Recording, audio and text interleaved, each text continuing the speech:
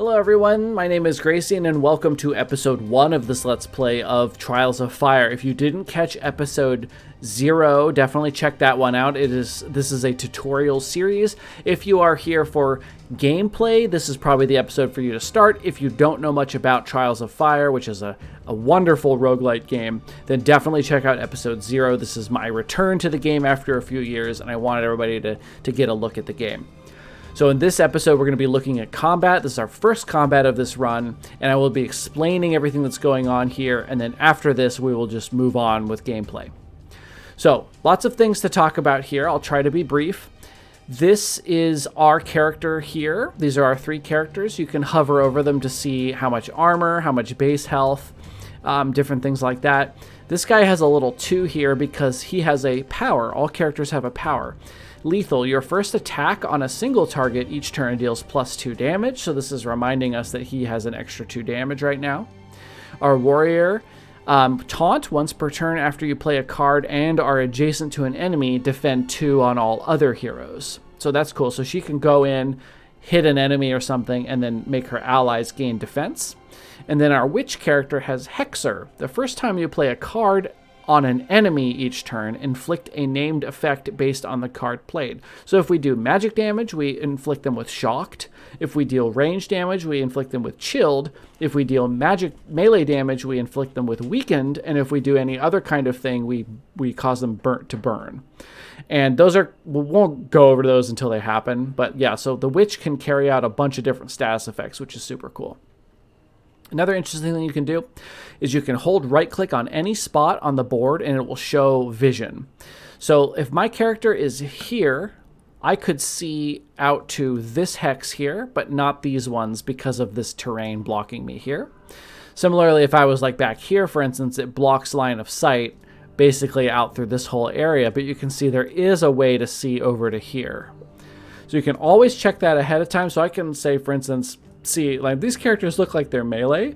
So if we were to right click, we could see, this character can't see these ones, and this character is having trouble seeing back here. Now you can also check the enemy's decks. So these are human bounty hunters. If we hover their decks, we can see known cards. They have basic advances. They do have ranged attacks. They're expensive, 2 mana to do that one. Basic swipes. They have a blow to the head. That's a pretty powerful attack there. They have a disrupt, pinning shot, tackle. So these guys aren't weak, they're just basic. They're basic, and there's 2 of them and 3 of us. So we have a little bit of an advantage there. And then this one has looks like the same deck. So it's 2 of the same character. They have ranged and melee attacks, so they're sort of dangerous at all distances. Now, how do we actually go about playing the game? You can see that cards have a mana cost from 0 up to, I've seen like 5 before. And this is our recycle shrine here. This shows our willpower. Willpower is mana. So I'm going to start calling it willpower from now on. So this is 0 willpower. This is 2 willpower. The way to get willpower is to discard by right-clicking a card out of anybody's hand.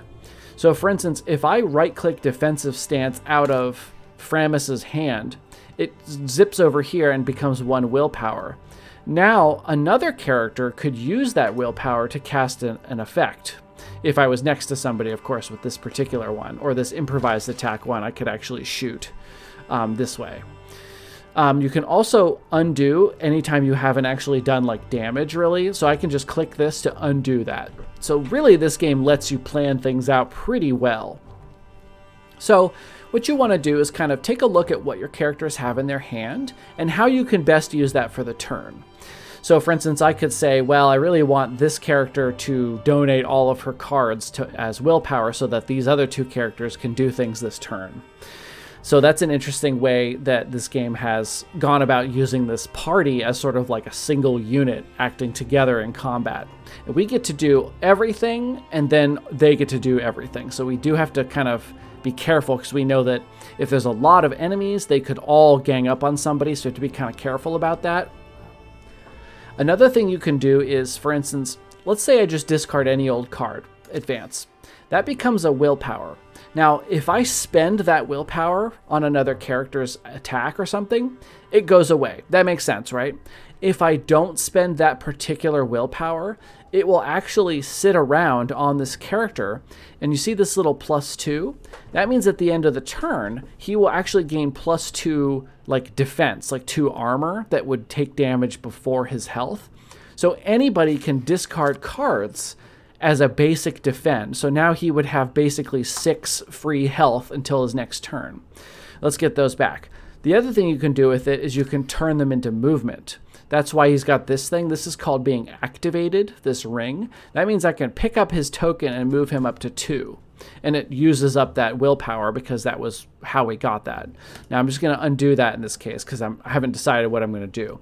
But it seems complicated, but the combat tutorial is very good, and I hope that I've made this clear, is that you can discard cards for 3 reasons. 1, to get willpower for yourself or any other character to use.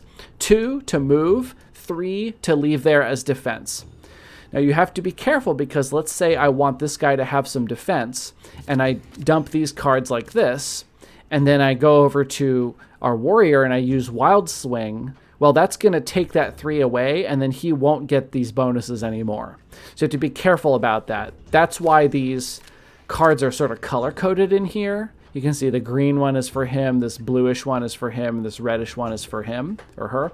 Now I'm colorblind, so this doesn't help me very much. I kind of have to just remember like who did them, but it's good that that's there, I suppose. So how do we go about doing our turn? Let's actually start getting some stuff down here. So let's see here. We've got defensive stance, defend 2 after performing a melee attack. So that means every time she attacks something in melee, she'll actually gain some defense. That's pretty good. It's a free power, so it costs nothing, no willpower. What you do is you drag, powers are like enchantments. You drag it onto the character, and it'll sit there on her as a defensive stance. Now there's a diamond there with the number 5 in it. That means if she takes 5 damage to her health, not to her armor or defense if she has extra defense, but to her health, this power will be discarded. That's how you basically break their concentration on like a special modifier. We also have Rage, draw 2 cards, gain a willpower for every weakness card. I'm not going to do that quite yet. And we have Wild Swing, melee attack that deals 3 to 6 damage. That's a lot of damage, but it costs 3, and we're not going to have that. So I'm going to discard that and then use that to just, I think I'm going to use it to move so she can get up closer. And then I'm not going to use this Rage card. I'm actually going to just discard it and leave that as some armor for her. Now our ranged character here, we have a move 2 and gain 1 willpower. So let's go up to here.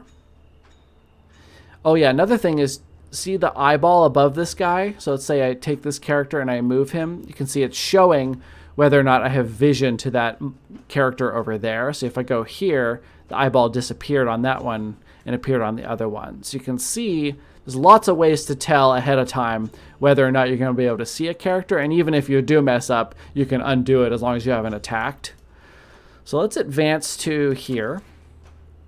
Now we have Power Shot, but I don't want to use this because it'll use up that second willpower that we're saving for the warrior to get 2 defense. So let's discard Swipe. I'm not going to use a melee 2. And let's Power Shot for 5 damage.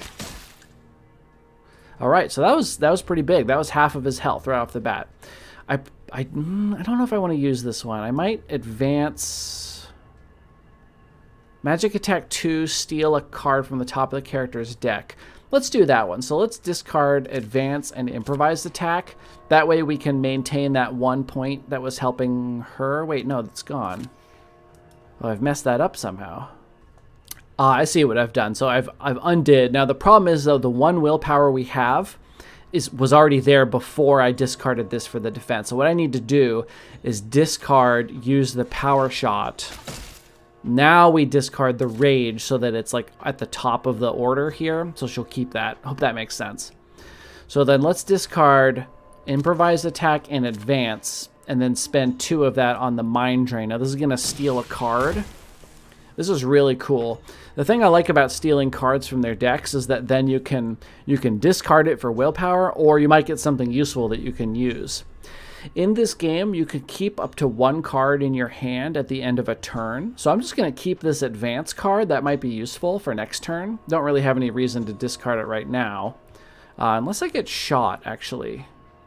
I might get shot. I'm going to armor up here.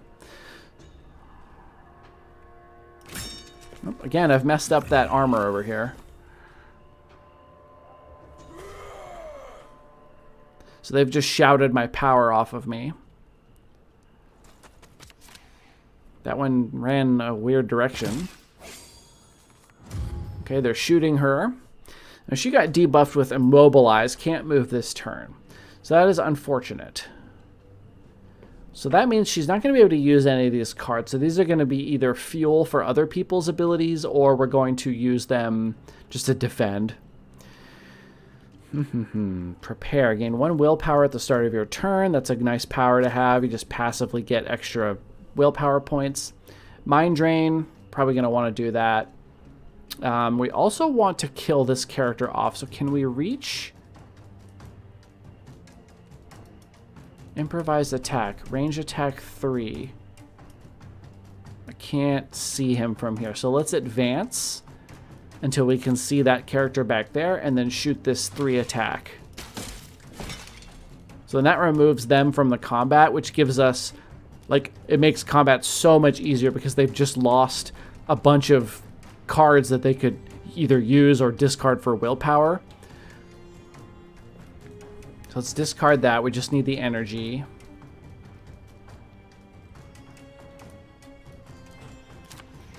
I'm going to play Shared Soul.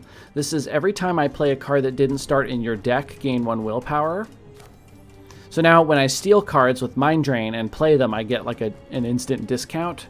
So let's just dump these, play Mind Drain. And I've got a Tackle. So if I use this to move, I'll actually gain a willpower. But I think I'll hang on to this in my hand and use it next turn.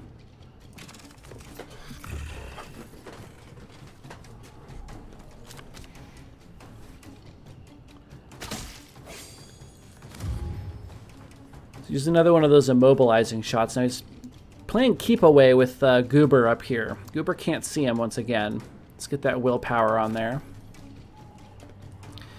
Now I can't see with either of these. Like I can't get to him for melee, and I can't see him with this attack unless I have some way to push him. But it looks like I don't have that. So let's tackle, move. Oh, I'm immobilized. That's right. I think I can still... no, so I might as well just discard it. Let's use Mind Drain, steal another card. Now I can't play this in order to get the energy, so we're just going to discard it. So we'll just discard that so everybody can get some defense. I still have 1 willpower left. Now we can move. So if I discard a swipe...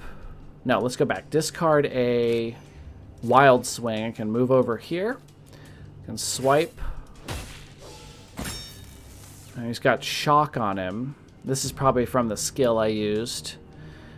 Discard Headshot and then hit him with a swipe again. Now the swipe, what's going on here is shocked. Whenever hit by a melee or range attack, deal 1 status damage to all friendly targets within 2 spaces. So he's been shocked, so when you hit him, he sort of arcs electricity out at other things that are my enemies.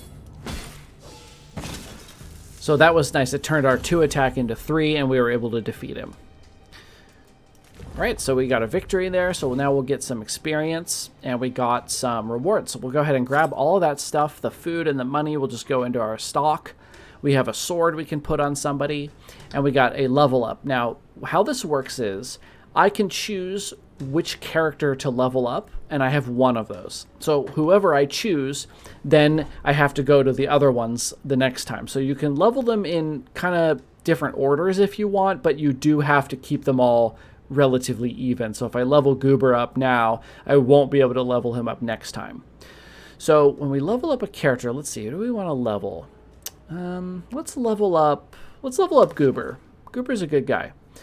So we have a couple things we can do. We can take skills that he has in his deck already, in his class skills, and upgrade them. So for instance, Power Shot becomes Power Shot Plus, and it gains 1 damage. The other thing you can do is take any card that you're offered here and completely replace a card you already have. So let's see here. We've got Pinning Shot, range attack 2, and inflict immobilized if the attack is not blocked. So that's what we were getting shot with. That was a really annoying attack. Flare, inflict exposed to all enemies in an area. They take 1 additional damage from all damage sources, cannot have stealth. So this would only work for 1 turn. Looks like they only get exposed for 1 turn and then it goes away, but you could set up some combos where you do some AoE. We have Deadeye, a power. All ranged attacks deal +2 damage. That's pretty good. That's pretty good. So you put that on yourself as an enchantment and you keep it there. And we also have a Glass Lizard. This is a little summon you can put out. So he costs 3. He's got 5 health, 2 attack. Summons work a little differently from other units. They don't have a deck to play with. So basically they get 1 basic action each round, which they may use to attack. So they can also, I think they can also move. But they have melee and range resistance of 1. So incoming melee damage and range damage is reduced by 1. So that makes this little guy kind of tanky. I'm quite interested in going with this card, but I also like this Deadeye because we're trying to be a ranged character, like almost like a sniper. So I'm tempted. I'm definitely going to replace a swipe. You can see the upgraded Glass Lizard has 4 more health. That's crazy. The increased Deadeye gives more damage. Let's go with the Deadeye. I'm going to replace a swipe because we don't really want to be in melee and this card is bad. So confirm. All right, so we have finished our first battle. We took some damage, but I don't think anybody took actual health damage. This character was already wounded. So we can move on to the next little spot we can see here. You quickly come across a group of hybrid, and hybrid are the tiefling-looking guys, gathered around what must have once been the town square. They have turned the flat ground into a makeshift fighting pit, and 2 groups of hybrid battle furiously to amuse the crowd. Asked to enter the arena, winners get a cut of all bets placed. This is a hard battle, and we would get herbs. Wager on a battle or ignore the fighting pit and carry on. I am wounded. We do have a weapon. Okay, bone sword, melee attack 2, then melee attack 2 for 2. That's interesting. Go ahead and put that on. I don't want to do this hard battle because if I lose, we end the whole run. Now let's do it. You approach one of the hybrid and offer to fight. The organizer confirms the rules quickly. The battle is to the death, and the winner receives a portion of all bets placed. There's only 2 enemies. They're slavers. These are pretty tough. I died to these the last time I tried to play. I was playing this game. So we're gonna set up a little bit of stuff here first. So we've got prepare. So we start getting extra willpower. Power shot, range attack 5. Now I can't see anyone from here. Move 3, random range attack 4. Double strike is not going to get used this turn. Swipe is not going to get used this turn. Prepare. That's not going to get used. Mind Drain we could use. I might move you to here and you back to here for safety.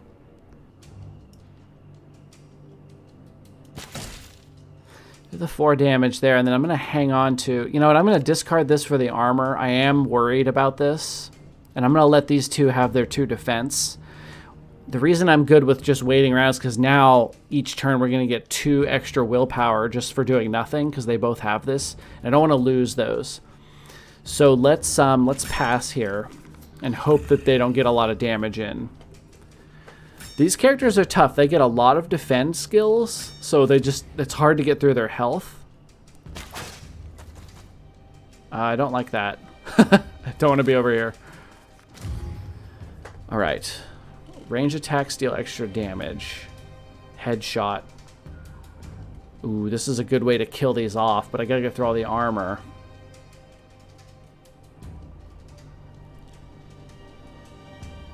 Defend 2 after performing a melee attack.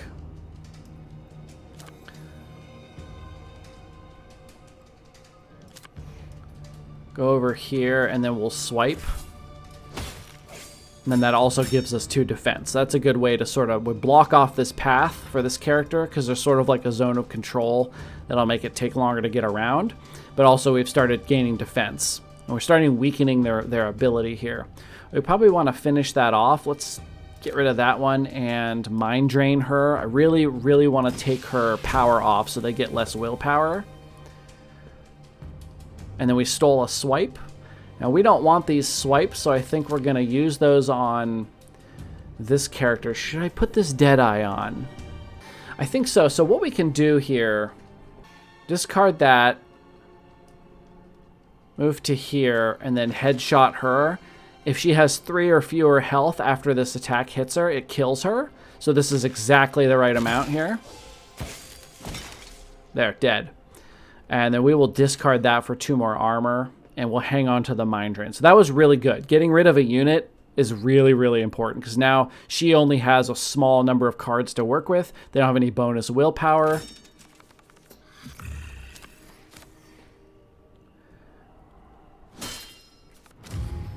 She wasn't able to accomplish much, which is really good. So we have a swipe, advance. So let's move and then advance. Now there's one thing I haven't talked about in this game, and it's called combo strikes. If a unit hits an enemy, so let's say Goober hits this character, and I have an ally who is adjacent to that character and isn't adjacent to any other enemies, you get a little extra damage. You do like 1 extra damage. There are ways to buff that, mostly for the assassin character. So let's say that this slaver, there was another slaver right here, and I hit this slaver. This warrior would not do a combo strike because she would be adjacent to 2 enemies. But in this case, we will get it. So what we want to do is swipe her, and then she does a little extra damage. And that's fantastic because they add up. So now we're going to swipe from her, combo strike from there. It's perfect. Let's advance. Let's mind drain her. We got a reel in. Range attack 1. Yeah, come here. There we go. Perfect. So that was supposed to be a hard fight, but obviously it was not at all. So battle reward. We have 1 level up, and we got some money, a bone, and a spike shield. That's interesting. So let's take that. Let's level up our witch. So we have Burrowing Barb, range attack 2, then shuffle this card into the target's deck. When this card is drawn, return it to your hand. I like this card a lot, actually, because it's a 2 damage range attack for 1. That's way better than a melee for 2. And then you get it back in your hand when they draw it, which means you just get an extra card into your hand. So it's almost like 2 range damage, and then you get a refund on that 1 willpower at a random time in the future, which is quite nice. Borrowed power, steal a random power from the target character, add it to your hand, reduce its cost to 0. That's extremely powerful. Hex, this is a fantastic skill. So this is a 1 mana, create a Hex card in hand and refresh your talent. So his talent as the witch is extremely powerful, the thing that lets you put random debuffs on enemies that typically cause them to take more damage. Hex refreshes that. So if you hit an enemy with an attack, then play Hex, you get your talent back, and then you can apply another debuff. Hex lets you just create a 2 magic, a 2 melee, or a 2 ranged attack. So the unfortunate thing is here, I want all of these. So this is kind of tough. I want, this is really good against bosses to steal their powers so they're weaker. This is just a generally good card because it sort of gives you more willpower in the long run. And this card is just a better version of basic cards. So I think in this case, I'll go ahead and go with the Hex because it refreshes your talent. And we're going to replace the swipe. Again, this can make a 1 mana, or this is a 1 mana 2 melee.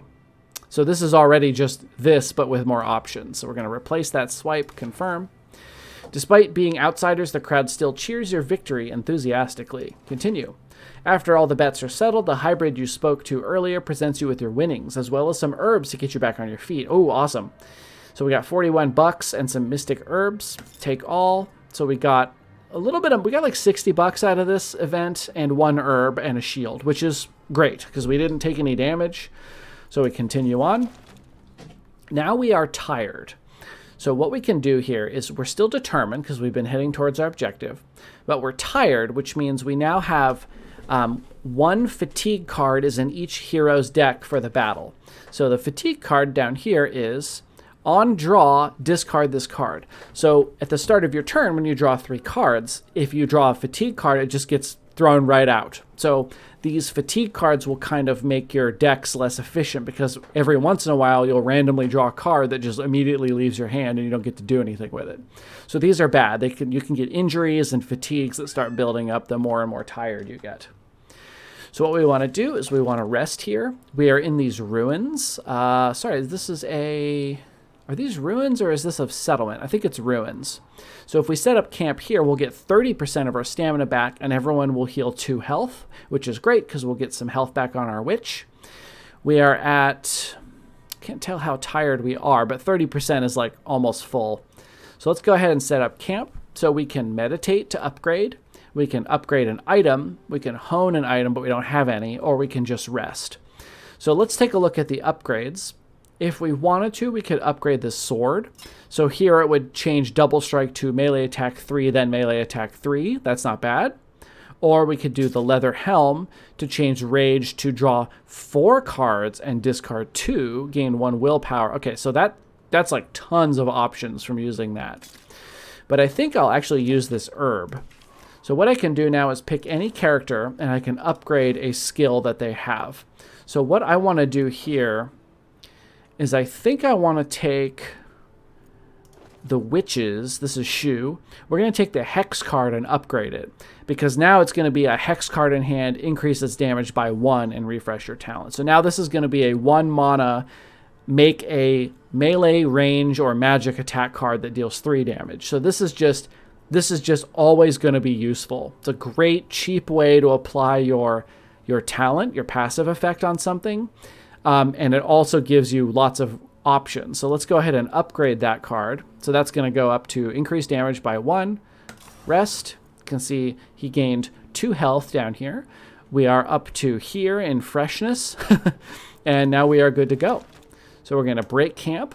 And then we can continue on our way. Now, we are out of time for this episode. So now that we've done our introduction to the game and our combat tutorial, I'm going to do a little bit less explaining and just sort of press onward. We're going to stop by events as we find them just to get some extra stuff. But we'll constantly be sort of headed, zigzagging sort of towards the objective so we can keep our determination up, our morale up here. So thank you everybody so much for watching. Again, this is Trials of Fire, a fantastic little game. I love the aesthetics. I love that this all takes place in this book. It's like a journal, like a tome that tells the chronicling of this group's story. It's super, super cool. I love the artwork and stuff as well. It's very, very cool. So thank you everybody so much for watching. If you are enjoying this series, check out Trials of Fire for yourself. Like and subscribe if you haven't already, and I will see you in my next episode.